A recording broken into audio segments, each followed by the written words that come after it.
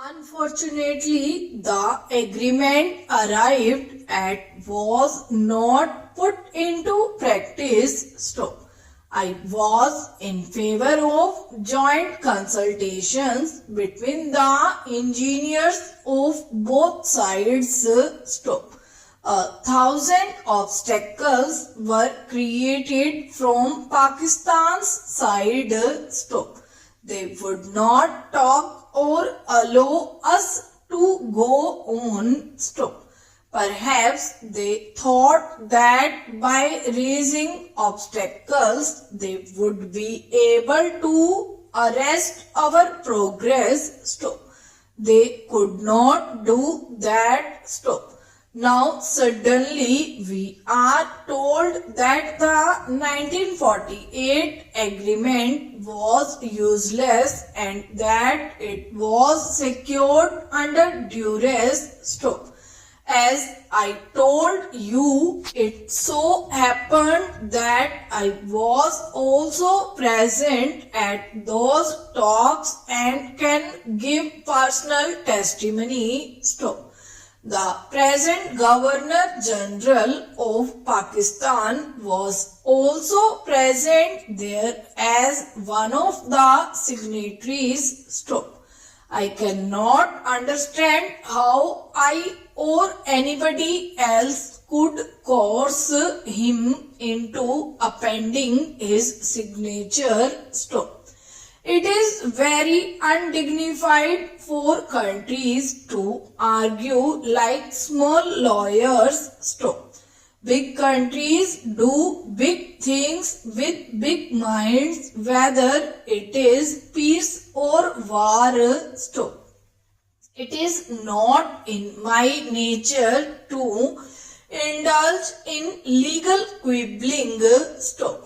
I gave up law 40 years back. Stop.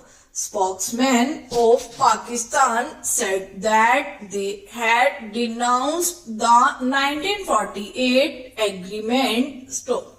An agreement between two parties cannot be cancelled by unilateral action, and so the dispute went on. Stop.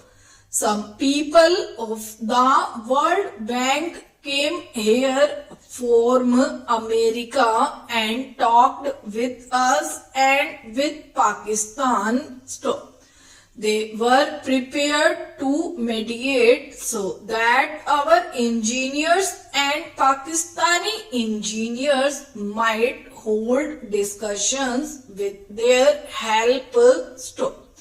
This was what we had been saying from the very beginning, that our engineers and theirs should hold joint consultations because there was sufficient water for all. Stop.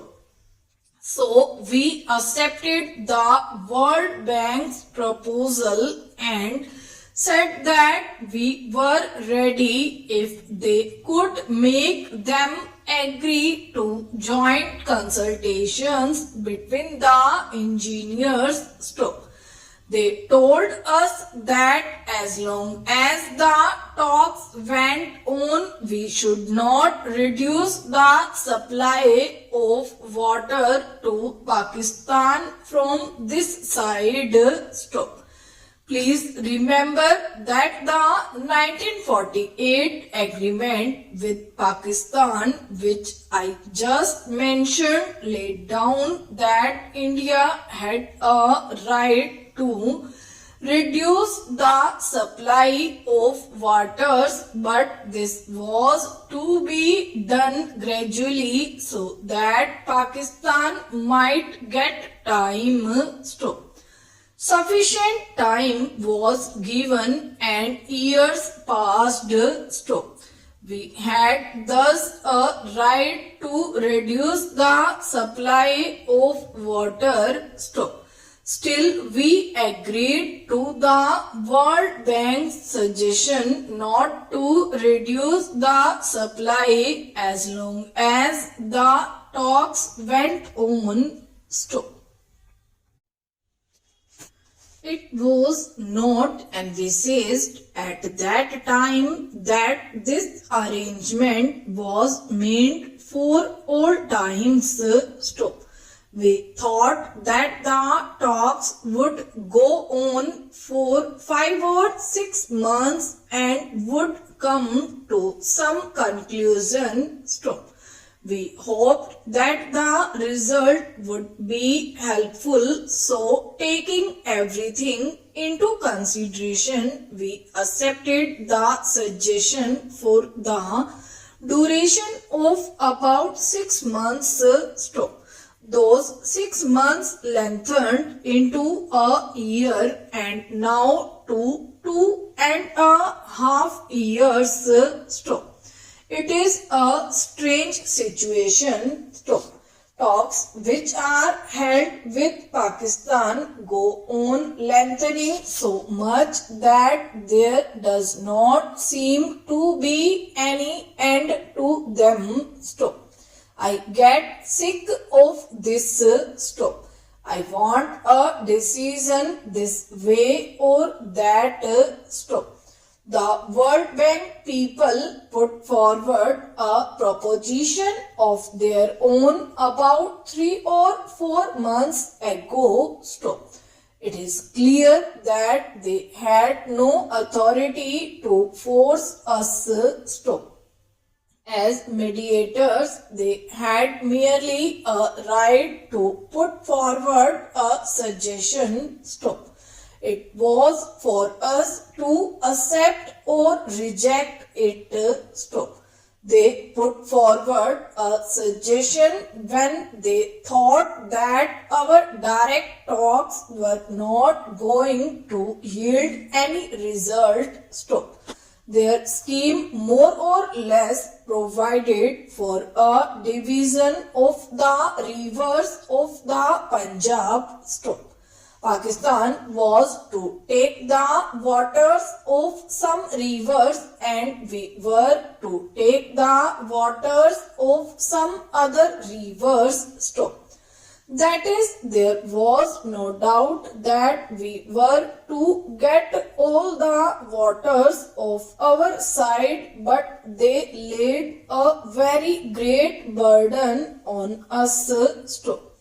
We were asked to give financial aid to Pakistan so that she might construct new canals from other rivers to get more water.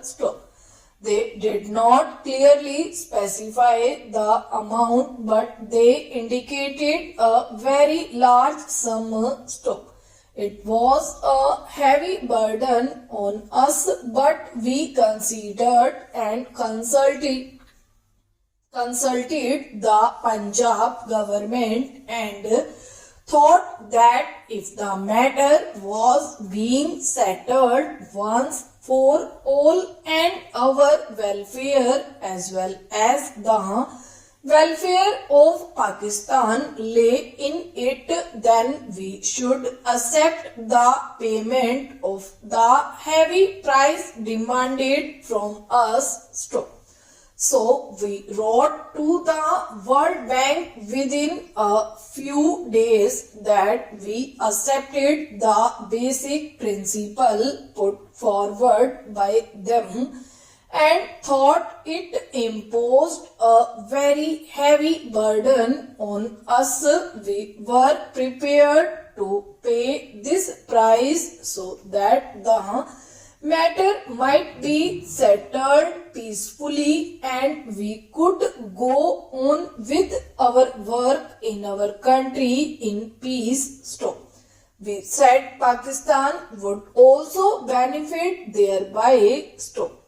We thus accepted the proposal within a few days, but Pakistan did not give any reply, though weeks and months passed. We were very perturbed. Our representatives are still sitting in Washington, New York and other cities of America for this purpose.